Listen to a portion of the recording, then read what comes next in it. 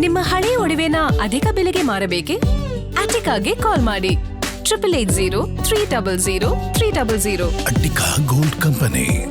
ಈಗ ಸಣ್ಣ ಹಿಡುವಳಿದಾರರು ಕೊಡಕ್ ರೆಡಿ ಇಲ್ಲ. ಹೌದು. ದೊಡ್ಡವರು 1 ಎಕರೆಗಿಂತ ಮೇಲೆ ಇರೋರು, ಸಾಗುವಳಿ ಮಾಡಕ್ ಆಗದೆ ಇರೋರು, ಅದು ವಾಸ್ತವ. ಅಲ್ಲಿ ನಾನು ಮಾತು ಮುಗಿಯೋವರೆಗೂ ಸುಮ್ಮನಿರಿ. ಸೊ ಯಾರ್ಯಾರು ದೊಡ್ಡ ರೈತರಿದ್ದಾರೆ ಅವರೆಲ್ಲ ಕೊಡಕ್ ರೆಡಿ ಇದ್ದಾರೆ. ಸಣ್ಣ ಹಿಡುವಳಿದಾರರು, ಸಣ್ಣ ರೈತರು ಕೊಡಕ್ ರೆಡಿ ಇಲ್ಲ. ದಿ ಸೇಮ್ ಟೈಮ್ ಯಾರ್ದೋ ಜಮೀನಿಗೆ ಬಂದು ಗುತ್ತಿಗೆ ಮಾಡ್ಕೊಂಡು ವ್ಯವಸಾಯ ಮಾಡ್ತಾ ಇದಾರಲ್ಲ ಅವರು ಕೂಡ ಇದರಲ್ಲಿ ಪ್ರೊಟೆಸ್ಟ್ ಅಲ್ಲಿ ಭಾಗಿಯಾಗಿದ್ದಾರೆ ಅಂತ. ಬಟ್ ಆಬ್ವಿಯಸ್ಲಿ ಅವ್ರಿಗೊಬ್ರು ಮಾಲೀಕರು ಇರ್ತಾರೆ, ಅವ್ರು ಸುಮ್ಮನಿದ್ದು ಇವ್ರ ಕೈಲಿ ಸ್ಟ್ರೈಕ್ ಮಾಡ್ಸೋದಿಲ್ಲ, ಅವರು ಇನ್ವಾಲ್ವ್ ಇರ್ತಾರೆ. ಸೊ ಹೀಗಾಗಿ ಈಗ ನಿಮ್ಮ ಪ್ರಕಾರ ನೀವು ಕೊಡ್ತಿದ್ದೀರಾ, ಫೇರ್ ಇನಫ್, ನೀವು ಕೊಡ್ತಿರೋರೇನು ಅಪರಾಧಿಗಳಲ್ಲ. ಅಲ್ಲ, ಈಗ ಕೊಡಕ್ಕೆ ರೆಡಿ ಇಲ್ಲ ಅಲ್ಲ, ಒಂದ್ ನಿಮಿಷ ಭಾರತ್, ಹೋರಾಟ ಮಾಡ್ತಾ ಇರೋದು ಕೊಡಕ್ ರೆಡಿ ಇಲ್ಲ ಅಲ್ಲ. ನಿಮ್ಮದೇ ಹೆಂಗೆ ನಿಮ್ ವಾದ ಸರಿ ಇದೆಯೋ, ಕೊಡಕ್ ರೆಡಿ ಇಲ್ದಿರೋರ್ದು ಕೂಡ ಒಂದು ಗೋಳು, ಒಂದು ಅಳಲು ಇದ್ದೇ ಇರಲ್ವಾ? ಇರುತ್ತಲ್ವಾ? ಅವ್ರದಕ್ಕೆ ಬೆಲೆ ಇಲ್ವಾ? ಅವ್ರ ಧ್ವನಿಗೆ, ಅವ್ರ ಧ್ವನಿಗೆ ಅಂದ್ರೆ ನಮ್ನೆಲ್ಲ ಸುಳ್ಳು ಅದು ಬೇರೆ, ಅದು ಎರಡನೇ ಪ್ರಶ್ನೆ. ಮೊದಲನೇ ಪ್ರಶ್ನೆ ನಿಮಗೆ ಒಂದ್ ನಿಮಿಷ, ನಿಮ್ಗೆ ರೆಸ್ಪೆಕ್ಟ್ ಇದೆ, ನಿಮಗೆ ಗೊತ್ತಾಯ್ತು ಸರ್, ನಿಮ್ಗೆ ಎಷ್ಟು ರೆಸ್ಪೆಕ್ಟ್ ಇದೆಯೋ ದಿ ಸೇಮ್ ಟೈಮ್ ಅವ್ರಿಗೂ ರೆಸ್ಪೆಕ್ಟ್ ಇದೆ. ನೀವು ಕೊಡ್ತಿರೋರು ಮಾತ್ರ ಕರೆಕ್ಟು, ಕೊಡದೆ ಇರೋರು ತಪ್ಪು ಅನ್ನೋದು ನೀವು ಮಾತಾಡಂಗಿಲ್ಲ. ನೀವು ಕೊಡೋರು ವಿಲನ್ನು, ನಾವು ಕೊಡದೆ ಇರೋರು ಹೀರೋಗಳು ಅಂತ ಅವರು ಮಾತಾಡಂಗಿಲ್ಲ. ಇದನ್ನ ನೀವು ಕೂಡ ರೆಸ್ಪೆಕ್ಟ್ ಮಾಡ್ಬೇಕು ಅವ್ರನ್ನ, ಅವರು ನಿಮ್ಮನ್ನ ರೆಸ್ಪೆಕ್ಟ್ ಮಾಡ್ಬೇಕು. ದಿ ಸೇಮ್ ಟೈಮ್ ನೀವು ಕಚ್ಚಾಡಬಾರ್ದು, ರಾಜಕೀಯಕ್ಕೋಸ್ಕರ ನೀವು ಕಚ್ಚಾಡಬಾರ್ದು, ರಾಜಕೀಯಕ್ಕೋಸ್ಕರ ನೀವು ಕಚ್ಚಾಡಬಾರ್ದು. ನೀವು ಕೊಡ್ತಿದ್ದೀರಿ ಕರೆಕ್ಟ್, ಕೊಡದೆ ಇರೋರ್ದು ತಪ್ಪು ಅಂತ ನೀವೇನ್ ಇವಾಗ ಮಾತಾಡ್ತಿದ್ರಲ್ಲ ಅದು ತಪ್ಪು. ಅವ್ರ ರೈತರೇ ಅಲ್ಲ, ಅವ್ರ ಗುತ್ತಿಗೆ ಮಾಡ್ಕೊಳಕ್ ಬಂದಿದ್ದಾರೆ, ಅವ್ರ ಬೆಂಗಳೂರಲ್ಲಿ ಇರೋರು, ಅವ್ರ ಬೆಂಗಳೂರಲ್ಲಿ ಇರೋರು 2% ಪ್ರಾಮಾಣಿಕವಾಗಿ ಮಾಡ್ತಾ ಇರೋದು. ಆಯ್ತಾಯ್ತು, ನಾವೆಲ್ಲ ಬಂದು ನೋಡಿದೀವಿ. ಭರತ್ ಒಂದ್ ಸ್ವಲ್ಪ ಆಲ್ ರೈಟ್, ಒಂದ್ ನಿಮಿಷ. ಮಹೇಶ್ ಎಲ್ಲ ದಾರಿ ತಪ್ತಾ ಇದೆ ಹೋರಾಟ ಅಂತ ಅನಿಸ್ತಾ ಇಲ್ವಾ? ಖಂಡಿತ ಇಲ್ಲ ಮೇಡಮ್, ಅದಕ್ಕೆ ತಾರ್ಕಿಕ ಅಂತ್ಯ ಕಂಡೇ ಕಾಣುತ್ತೆ. ಸ್ಟಿಲ್ ವೇಟ್, ಇನ್ನೊಂದು ವಾರ ವೇಟ್ ಮಾಡಿ. ಅಲ್ಲ, ಕುಮಾರಸ್ವಾಮಿ ಅವ್ರು ಹೋಗೋದಲ್ಲ, 3ನೇ ಮಾಡಿಗೆ ಹೋಗ್ಬಿಟ್ಟು ಅಲ್ಲಿಂದನೇ ಲೈವ್ ಕೊಟ್ಬಿಟ್ಟಿದ್ರೆ ಇಡೀ ರಾಜ್ಯದ ಜನ ನೋಡ್ಬಿಡ್ತಾ ಇದ್ರಲ್ಲ. ಟೆಕ್ನಾಲಜಿ ಇಷ್ಟೊಂದು ಮುಂದುವರೆದಿದೆ. ಮುಖ್ಯಮಂತ್ರಿಗಳು, ಮಾಜಿ ಮುಖ್ಯಮಂತ್ರಿಗಳು, ಈಗ ಮುಖ್ಯಮಂತ್ರಿಗಳು ಮತ್ತು ಮಾಜಿ ಮುಖ್ಯಮಂತ್ರಿಗಳು ಕುಮಾರಸ್ವಾಮಿ ಅವರು ಇಬ್ರು ಏನು ಕೂತ್ಕೊಂಡು ಮಾತಾಡ್ತಾರೆ, 5 ಜನ ಕರ್ಕೊಬಂದು ಲೈವ್ ಟೆಲಿಕಾಸ್ಟ್ ಮಾಡ್ಬಿಟ್ರೆ ಮುಗೀತು. ಈಗ ಸದನಗಳದೇ ಲೈವ್ ಬಿಡ್ತಾರಂತಪ್ಪ. ಕಾನೂನು ರಚನೆ ಮಾಡೋದು, ಆ ಕಾನೂನುಗಳನ್ನ ತಿದ್ದುಪಡಿ ಮಾಡೋದು, ಇದೆಲ್ಲ ಲೈವ್ ಟೆಲಿಕಾಸ್ಟ್ ಆಗುತ್ತೆ. ಲೈವ್ ಟೆಲಿಕಾಸ್ಟ್ ಮಾಡ್ಬಿಡ್ಬೇಕಾಗಿತ್ತು. ಏನು 18/10/2006ರಲ್ಲಿ ಈ ಇದಕ್ಕೆ ಹೇಳ್ತೀನಿ, ಅಲ್ಲಿಂದ ಇಲ್ಲಿಯವರೆಗೆ ಏನೇನು ಆಟೋಟಗಳು ಅದ್ರ ಬಗ್ಗೆ ನಡೆದು ಬಂದಿದೆ.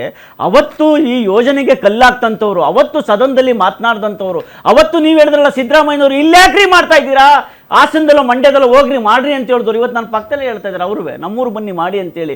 ಅದೇ ನೆಲಮಂಗಲದಲ್ಲಿ 4,00,000 ಎಕರೆ ಈ ಪಕ್ಕದಲ್ಲೇ ಇದೆ, ಬರಡಾಗಿ ಬಿದ್ದಿದೆ ನೆಲಮಂಗಲದಲ್ಲಿ 4,00,000 ಎಕರೆ. ಇದು ಕಣ್ಣು ಕಾಣದೇ ಇರುವಂತದ್ದು ಡಿ ಕೆ ಶಿವಕುಮಾರ್ ಅವರಿಗೆ.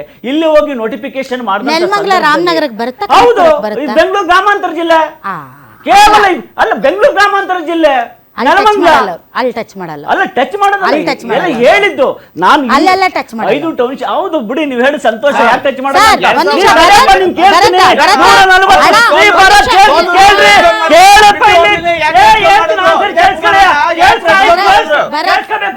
ರೆಡ್ ಝೋನ್ ಯಾಕೆ ಮಾಡಿಲ್ಲ? ನಿಂದ ಎಷ್ಟು ಎಕರೆ ಜಮೀನು ಇದೆ? 6 ಎಕರೆ ಇದೆ. 6 ಎಕರೆ ಅಲ್ವಾ? ನೀನು 6 ಎಕರೆ ಇದೆ ಅಲ್ವಾ? ನಾನು 12 ಗಂಟೆಗಳ ಕಾಲ ನಿಮ್ಮೂರ್ಗೆ ಪಾದಯಾತ್ರೆ ಮಾಡಿದ್ದೀನಿ. ಅಲ್ಲಿ ಯಾವ ಎಷ್ಟು ದಲಿತ ಸಮುದಾಯದವರು ಮಚ್ಚಿಡ್ಕೋ ಕೂತವ್ರೆ. ನಮ್ಮೂರ್ಗೆ ಅಂತ ಒಬ್ಬ ದಲಿತನಿಗೆ ಉದ್ಧಾರ ಮಾಡೋದ್ ನೋಡ್ಬೇಕು, ಹಾಳು ಮಾಡೋದ್ ನೋಡ್ಬಾರ್ದು.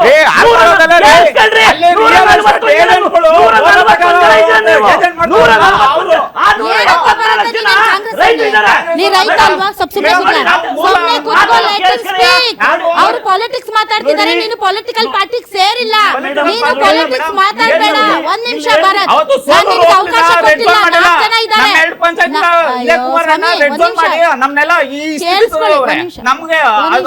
ಆಯ್ತಾಯ್ತು, ಒಂದ್ ನಿಮಿಷ ಪಾಲಿಟಿಕ್ಸ್ ಮಾತಾಡ್ಬೇಕಾದ್ರೆ ಮಧ್ಯ ರೈತರು ಮಾತಾಡ್ಬಾರ್ದು. ನೀವು ಪಾಲಿಟಿಕ್ಸ್ ಮಾತಾಡಕ್ ಬಂದಿಲ್ಲ. ಒಂದ್ ನಿಮಿಷ ಈಗ ಎಲ್ಲಾರು ಮಾತಾಡುವಾಗ್ಲೂ ಮಧ್ಯ ಭಯಕ್ಕೆ ಬಂದಿದ್ದೀರಾ ನೀವು. ಮತ್ತೆ ಸುಮ್ನೆ ಕುತ್ಕೊಳ್ಳಿ. ಈಗ ಒಂದ್ ನಿಮಿಷ ಪ್ಲೀಸ್ ಸ್ಟಾಪ್. ಆಯ್ತು, ನಿಮ್ಗೆ ಯಾವಾಗ ಅವಕಾಶ ಬರುತ್ತಾ ಅವಾಗ ಮಾತಾಡಿರಂತೆ. ಎಲ್ಲಾರು ಮಾತಾಡುವಾಗ ಮಧ್ಯ ಬಾಯಿ ಹಾಕೋದಲ್ಲ. You are not a political party member. Yes, ರೈತಾಪಿ ವರ್ಗ ದರ್ಶನ್ ಪುಟ್ಟಯ್ಯನ ನೇತೃತ್ವದಲ್ಲಿ ಅಲ್ಲಿ ಹೋರಾಟಕ್ಕೆ ಬಂದ್ರೆ ರಾತ್ರಿ 3 ಗಂಟೆಲಿ ಹೋಗ್ಬಿಟ್ಟು ಗಣಕಲ್ ನಟರಾಜ್ ಅವರು ಒಂದು ಬೋರ್ಡ್ ಹಾಕ್ತಾರೆ ಎಲ್ಲ ಊರಲ್ಲಿ, ಎಲ್ಲೆಲ್ಲಿ ರೈತರು ಬರ್ತಾರಲ್ಲಿ ಈ ಭೂಮಿ ಮಾರಾಟಕ್ಕಿಲ್ಲ ಅಂತ. ಗಣಕಲ್ ನಟರಾಜ್ ಯಾರು? ರೈಟ್ನಾ? ಅಲ್ಲಿ ರೈಟ್ನಾ? ಇವತ್ತು ಏನಲ್ಲಿ ರಾಜಕಾರಣ ಆಗಿದೆ, ಕುಮಾರಸ್ವಾಮಿ ಅವರು ಹೇಳೋದ್ರಲ್ಲಿ ತಪ್ಪೇನಿದೆ? ನಾನು ಬಂದಿರೋದು ರೈತರ ಪರವಾಗಿ, ಏನಂತ ಭೂಮಿ ಉಳಿಸಿ ಅಂತ. ಎಲ್ಲಿ ಸಮಸ್ಯೆ ಇದೆ? ರಾಧಾ ಮೇಡಮ್, ನಮ್ಗೆ ಸಮಸ್ಯೆ ಇರೋದು ಆಸ್ಪತ್ರೆಯಲ್ಲಿ, ನನಗೇನಾದ್ರು ಹುಷಾರಿಲ್ಲದೆ ಅಲ್ಲಿ ಟ್ರೀಟ್ಮೆಂಟ್ ತಗೋಬೇಕು. ರೈತರ ಮುಂದೆ ಸಮಸ್ಯೆ ಇರೋದು, ಅಲ್ಲಿನ ರೈತರು ಏನಾಗಿದ್ದಾರೆ ಅಂತ ಹೇಳಿದ್ರೆ ಬನ್ನಿ ಬೈರ್ಮಂಗ್ಲಕ್ಕೆ. ಅವತ್ತು ಲಕ್ಷಾಂತರ ಖರ್ಚು ಚಿನ್ನಸ್ವಾಮಿ ಸ್ಟೇಡಿಯಂ ಅಲ್ಲಿ ನೀವು ಕಾರ್ಯಕ್ರಮ ಮಾಡೋರು, ಇಲ್ಲಿ ರೈತರು ರಾತ್ರಿ ನಿದ್ದೆ ಮಾಡಿ 1 ವರ್ಷ ಆಯ್ತಾ ಬಂತು. ಬಾಲಕೃಷ್ಣ ಅವ್ರು ಹೇಳಿಲ್ವೇನ್ರಿ, ಏನಾದ್ರೂ ಎಡವಟ್ಟ ಆಗ್ಬಿಟ್ರೆ, ಏನಾದ್ರೂ ಕಾನೂನು ಸುವ್ಯವಸ್ಥೆ ತೊಂದರೆ ಆಗ್ಬಿಟ್ರೆ ಆಮೇಲೆ ನಮ್ಮೇಲೆ ಒಯ್ಕೋತೀರಾ ನೀವು ಅಂತ. ಪ್ರಿಯಾಂಕಾ ಖರ್ಗೆ ಇರೋದು ಗೃಹ ಸಚಿವ, ಪರಮೇಶ್ವರ್ ಅಲ್ಲ.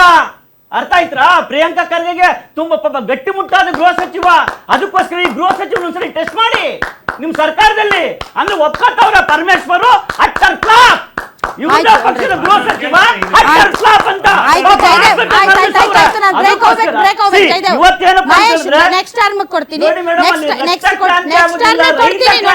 ನಾನು ಹೇಳ್ದ ಪ್ಲೀಸ್ ಮಾತಾಡ್ಸಿ. ನಿಮ್ದೇನು ಜಯದೇವ್ ಅವರೇ ಪಾತ್ರ? ಪಾಪ ನೀವೇನ್ ಆಟಕ್ಕುಂಟು ಲೆಕ್ಕಕ್ಕಿಲ್ಲ ಅಂದಂಗ ಆಗ್ಬಿಟ್ಟು. ಅವ್ರಿಗೆ ಮಾತಾಡಕ್ ಆಯ್ತಾಯ್ತು, ಅವ್ರದೆಲ್ಲ ಏನ್ ಬೇಡ, ನೀವ್ ಹೇಳಿ. ಆಟಕ್ಕುಂಟು ಕತೆ ನಿಮ್ದೇನಾದ್ರೂ ಸ್ಟ್ಯಾಂಡ್ ಇದೆಯಾ ಇದ್ರಲ್ಲಿ? ಅಲ್ಲ, ಖಂಡಿತವಾಗ್ಲೂ ಇದೆ. ನೀವು ಸ್ವಲ್ಪ ಬಿಟ್ಕೊಟ್ರೆ ನಾವು ನಮ್ ಸ್ಟ್ಯಾಂಡ್ ಅನ್ನ ಹೇಳಿ ಹೇಳಿ. ಯಾವುದೇ ಯೋಜನೆಯಲ್ಲಿ ಕಾಣದೇ ಇರೋಷ್ಟು ಅತೀ ವೇಗ ಸರ್ಕಾರದ ಈ ಇದರಲ್ಲಿ ಕಾಣ್ತಾ ಇದೆ. ಆಮೇಲೆ 2013 ಭೂ ಸ್ವಾಧೀನ ಕಾಯ್ದೆ ನಿಯಮಾವಳಿಗಳನ್ನ ಎಲ್ಲ ಇವರು ಗಾಳಿಗೆ ತೂರಿದ್ದಾರೆ. ಆಮೇಲೆ ಇವರು 5 ಕಡೆನೂ ಒಂದೇ ಕಡೆ ಮಾಡಬೇಕು ಅಂತ ಡಂಪಿಂಗ್ನ ಇಡೀ ಬೆಂಗಳೂರು ಒತ್ತಡ ಎಲ್ಲ ಒಂದೇ ಕಡೆಗೆ ಬರೀ ಬಿಡಿಗೆ ಹಾಕ್ಬಿಡೋಣ ಅಂತ ಆಲೋಚನೆಗಿಂತಲೂ ಕುಮಾರಸ್ವಾಮಿ ಅವರು 5 ಕಡೆ ಮಾಡಬೇಕು ಅಂತ ಯೋಚನೆ ಇದ್ರು. ತಪ್ಪೇನಲ್ಲ, ಅದು ಎಲ್ಲ 5 ಭಾಗದ ರೈತರುಗಳಿಗೆ ಉಪಯೋಗ ಆಗ್ತಾ ಇತ್ತು, ಅದು ಕೂಡ ಮಾಡ್ಬೋದಾಗಿತ್ತು.